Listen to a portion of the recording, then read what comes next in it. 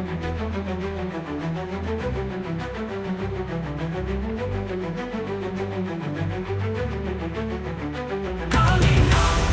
abejas, aprendiendo de la apicultura con pasión.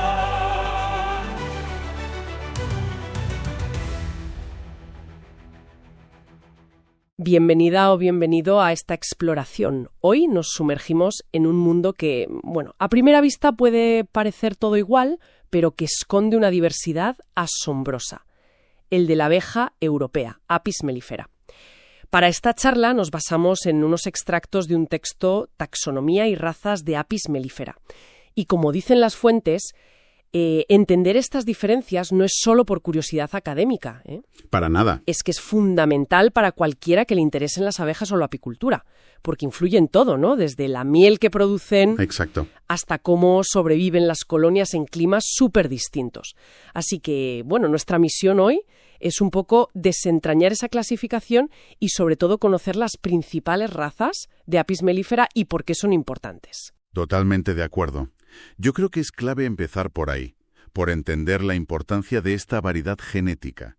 Es lo que ha permitido que Apis mellifera esté, bueno, prácticamente en todo el planeta. Claro. Y ya desde un punto de vista práctico, para un apicultor, elegir la subespecie correcta, la raza adecuada para su zona, y lo que busca, pues puede ser la diferencia entre que le vaya bien o mal. Vaya. O sea que esta diversidad no es un detallito, es la clave de su capacidad de adaptarse a todo.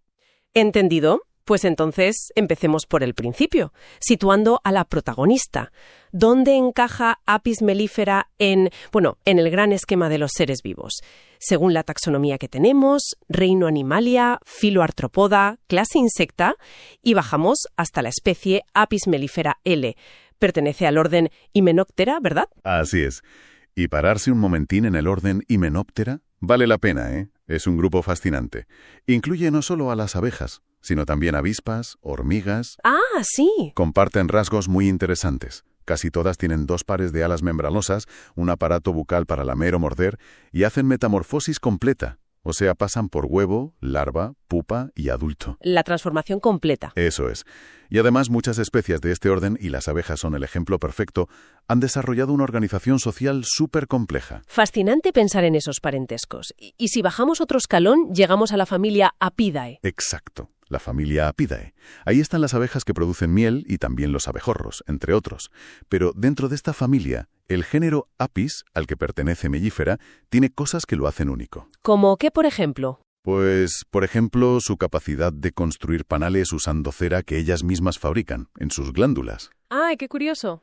También destaca que mantienen colonias permanentes, que sobreviven año tras año, no como los abejorros, que sus colonias suelen ser anuales. Y, por supuesto, su sistema de comunicación tan sofisticado, que incluye la famosa danza del meneo. La danza del meneo, un clásico de la biología que no deja de sorprender, ¿verdad? Totalmente. Pero resulta que Apis mellifera no es la única especie dentro del género Apis.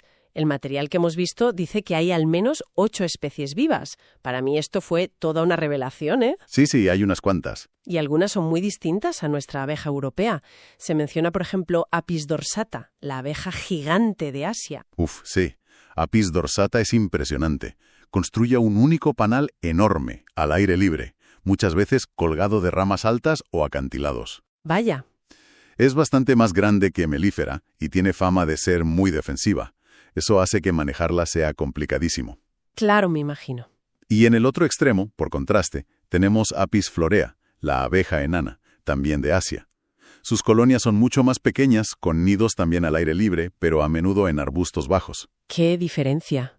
Y las fuentes nombran otras más. Apis cerana, la abeja asiática, que es más parecida en tamaño a mellifera, pero adaptada a otras condiciones y resistente a algunos parásitos locales. Ajá.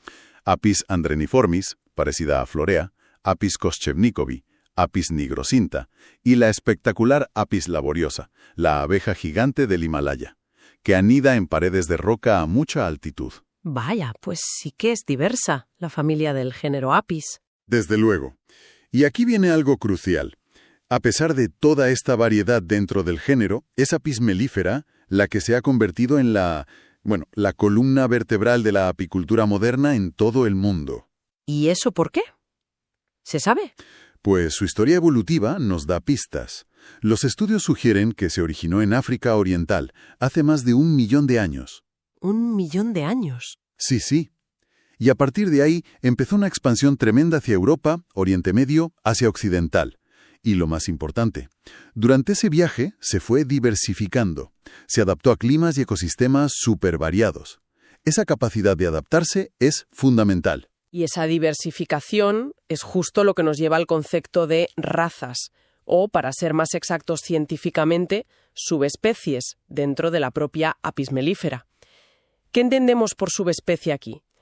Las fuentes las describen como poblaciones que han desarrollado características genéticas estables, ¿no?, como respuesta a su entorno particular. Justo eso. Se han identificado más de 25 subespecies distintas de Apis mellifera.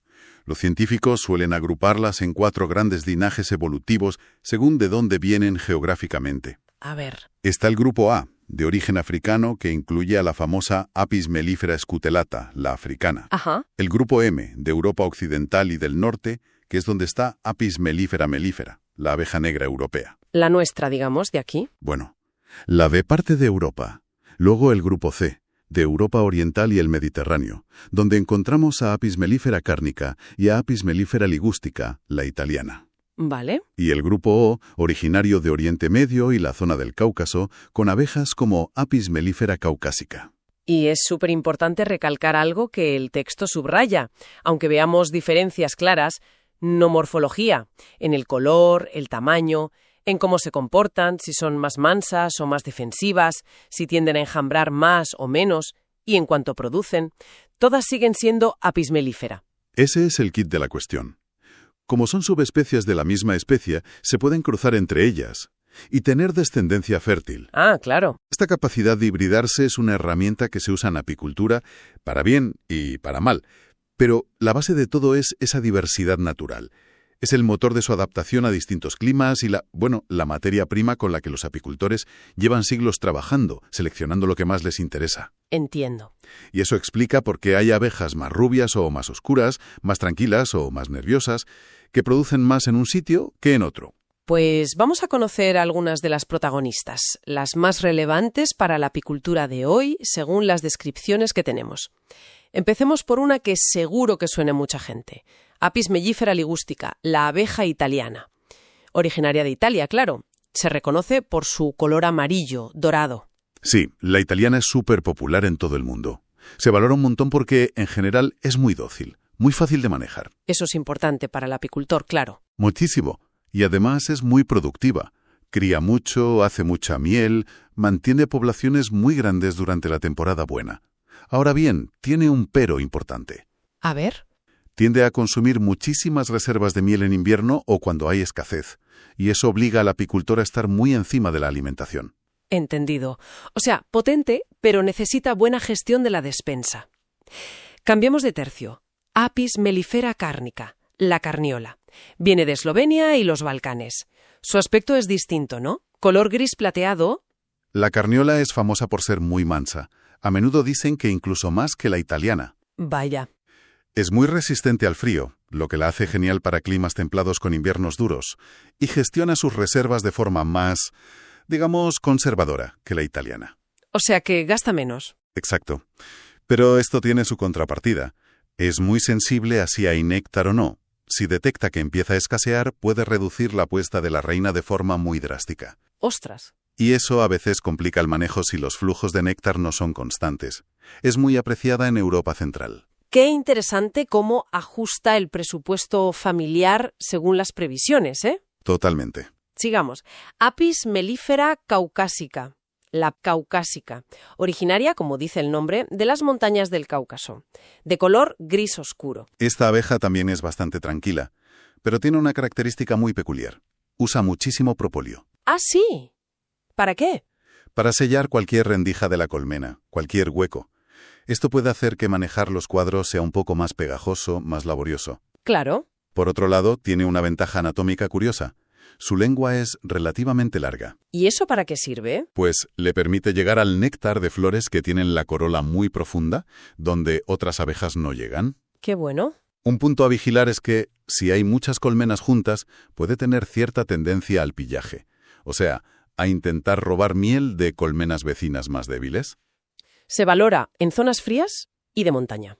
Mucho propóleo y lengua larga. Una combinación curiosa. Le toca el turno a la abeja autóctona de gran parte de Europa occidental y del norte, Apis mellifera mellifera, la negra europea, de color oscuro, casi negro. La abeja negra. Bueno, tiene fama de ser en general más defensiva que las anteriores, aunque hay mucha variación, entre líneas. Vale. Su gran punto fuerte es su rusticidad. Y cuando decimos rusticidad hablamos de una capacidad enorme de resistir y adaptarse a condiciones difíciles. O sea que es dura. Durísima. Aguanta muy bien el frío, la humedad, ciertas enfermedades. Quizás no sea la que más miel da comparada con la italiana o la carniola si las condiciones son perfectas. Ya. Pero su capacidad de sobrevivir en sitios menos favorables y su valor genético para la conservación la hacen importantísima, sobre todo en zonas de bosque o de montaña. Y nos queda una con una reputación particular. Apis mellifera scutellata, la africana. De África Central y Oriental, color amarillo oscuro. Ah, sí. Aquí es donde la cosa se pone realmente interesante y complicada. Apis mellifera scutellata es famosa por ser muy, muy defensiva y nerviosa. La famosa abeja asesina, ¿no? Aunque ese nombre es un poco... Sí, es sensacionalista. Lo que a menudo se llama agresividad es en realidad una respuesta defensiva súper intensa.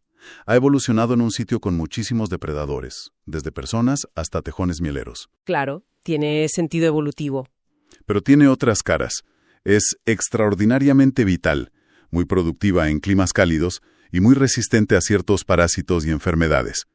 El gran problema es esa defensa extrema, que la hace peligrosa de manejar si no se tiene mucho cuidado y el equipo adecuado.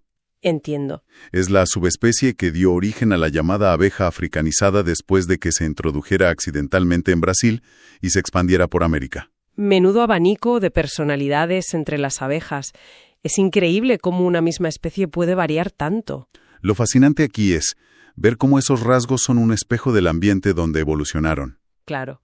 La italiana, de clima mediterráneo con flores durante mucho tiempo, pues apuesta por criar sin parar. Ya. La garniola, de zonas con inviernos fríos y veranos más variables, es más ahorradora, ajusta a la cría. La negra europea, adaptada a inviernos largos, húmedos, con recursos más dispersos, prima la resistencia, la rusticidad. Resistencia ante todo. Y la africana, con la presión de los depredadores y el calor, desarrolló esa defensa férrea y una vitalidad enorme. Por eso, elegir una u otra, pues no debería ser una moda. Debería basarse en el clima local, el tipo de flores que hay, lo que busque el apicultor. Y eso conecta directamente con las recomendaciones que menciona la fuente sobre adaptación climática. Sugiere razas concretas: carniola, caucásica o negra para climas fríos. Exacto. Ligústica o la híbrida buckfast para zonas mediterráneas, la africanizada o la híbrida elgon para zonas tropicales, e incluso scutellata o ligústica para climas secos. Precisamente, no se trata de buscar la mejor abeja en abstracto, sino la más adecuada para unas condiciones concretas. Una abeja que sea campeona produciendo en un sitio puede ser un desastre en otro porque no está adaptada. Claro. Pero la apicultura no solo trabaja con estas razas, digamos, puras. El texto también habla de hibridación y selección genética. Se han creado híbridos de forma controlada, ¿no? Intentando mezclar las mejores cualidades de distintas subespecies. Menciona ejemplos conocidos, como la abeja buckfast. Sí, la buckfast es quizás el híbrido controlado más famoso. La desarrolló el hermano Adam en la abadía de Buckfast, en Reino Unido, durante décadas. Es un cruce complejo, ¿eh? Lleva sobre todo ligústica y melífera, pero también otras. ¿Y qué buscaba? El objetivo era claro: conseguir una abeja dócil, que enjambrara poco, resistente a ciertas enfermedades. Al principio era la acariosis traqueal, y muy productiva. Un todo en uno, casi. Algo así. La fuente también nombra otros híbridos más nuevos, como el gon, que se seleccionó por resistir a varroa y producir bien en África Oriental, o Midnight, un cruce de caucásica y carniola que dicen que es tranquilo y resiste el frío. El objetivo de toda esta selección genética parece ser optimizar rasgos que interesan. Mansedumbre para manejarla fácil, que no se vayan la mitad de las abejas en un enjambre. Claro. Buena higiene dentro de la colmena para resistir enfermedades y, por supuesto, sacar el máximo de miel, polen o cera. Esos son los objetivos típicos, sí. Sin embargo, la propia fuente advierte que estos cruces y selecciones hay que hacerlos con cabeza, con control. ¿Por qué? Y esto plantea una pregunta importante. ¿Dónde está el equilibrio? ¿Cómo balanceamos esa búsqueda de la abeja perfecta con los riesgos que puede tener? ¿Qué riesgos? Pues riesgos como diluir o incluso perder la diversidad genética de las razas autóctonas originales, o la posibilidad de que en generaciones siguientes de híbridos aparezcan características que no queríamos. A veces pasa que aumenta la defensividad, de repente, o hay inestabilidad en la colonia. Ya veo. No es tan sencillo. Y esa preocupación nos lleva de cabeza a otro punto fundamental que destaca el texto: la necesidad urgente de conservar las abejas locales, las razas autóctonas de cada región. Señala el peligro real que corren muchas por culpa de la apicultura intensiva y, sobre todo, por la importación masiva y a veces sin mucho control de reinas de unas pocas razas que se consideran comerciales, como la italiana o la carniola. Y la pregunta es, ¿por qué debería importarnos esto? Claro. Porque perder esa diversidad genética local no es perder solo una curiosidad biológica, es perder adaptaciones muy específicas a las condiciones de ese sitio concreto. Adaptaciones forjadas durante miles de años de evolución. Se pierde resiliencia, ¿no? Exacto. Se pierde resiliencia frente a los desafíos que ya tenemos y los que vendrán, como los cambios en las floraciones por el cambio climático o la capacidad de enfrentarse a nuevas enfermedades o parásitos. La varroa, por ejemplo, aunque el texto no entra en detalles, ha demostrado que distintas líneas genéticas de abejas pueden tener diferentes niveles de tolerancia o resistencia natural. Tiene toda la lógica. Sería como tirar por la borda un seguro de vida genético adaptado a cada lugar. Es una buena analogía, sí. Si conectamos esto con la visión general. Conservar las razas nativas no es un capricho de puristas. Es una estrategia fundamental para asegurar que la apicultura sea sostenible a largo plazo. Y, ojo, para mantener la salud de los ecosistemas locales que dependen de polinizadores bien adaptados. Fundamental. Por eso, el texto menciona algunas estrategias de conservación que se están intentando poner en marcha. ¿Qué tipo de estrategias son esas? Pues van desde promover la cría selectiva de las razas locales en zonas aisladas geográficamente para que no se mezclen sin querer, Ajá. hasta poner controles más serios a la importación de reinas y material genético de fuera. También se habla de crear bancos genéticos para guardar linajes que estén en peligro. Y en general, fomentar una apicultura que valore y use los recursos genéticos locales.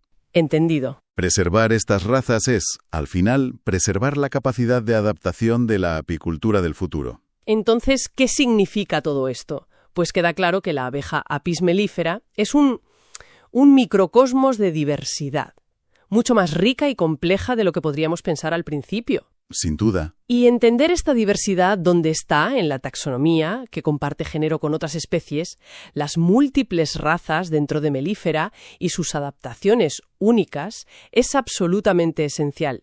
Y no solo para la ciencia, sino para cualquiera que esté metido o interesado en una apicultura que sea a la vez productiva y respetuosa con la biología y el entorno. Exacto. Es importante recalcar que cada una de estas razas, cada subespecie, es un patrimonio evolutivo. Encarna un conjunto único de soluciones biológicas que se han ido moldeando por su ambiente durante muchísimo tiempo. Es una herencia, ¿sí? Por tanto, elegir qué abejas manejar y cómo hacerlo de forma inteligente exige reconocer y valorar esa herencia biológica. La riqueza genética de Apis mellifera, toda esa variabilidad que hemos visto, no es algo anecdótico. Es un recurso crucial para enfrentarnos a los desafíos de hoy y de mañana en la apicultura y la polinización. Y para terminar, lanzamos una reflexión final que surge de todo esto que hemos comentado, sobre todo de esa tensión entre selección, adaptación y conservación. A ver, ante las presiones cada vez mayores del cambio climático, que altera las floraciones, los hábitats, y la lucha constante contra parásitos como la varroa, ¿cómo podría o debería cambiar el enfoque en la selección y el manejo de las abejas en las próximas décadas? Buena pregunta. ¿Se mantendrá la prioridad casi única en criar para sacar la máxima miel posible, cueste lo que cueste? ¿O empezaremos a valorar mucho más otros rasgos, como la resiliencia natural, la capacidad de las abejas para salir adelante con menos ayuda humana y su adaptación específica a las condiciones locales, que además están cambiando? Dentro de toda esta increíble diversidad de razas que hemos visto, ¿qué características podrían ser las más valiosas en el escenario incierto que se dibuja para el futuro? Ahí queda eso, para darle una vuelta.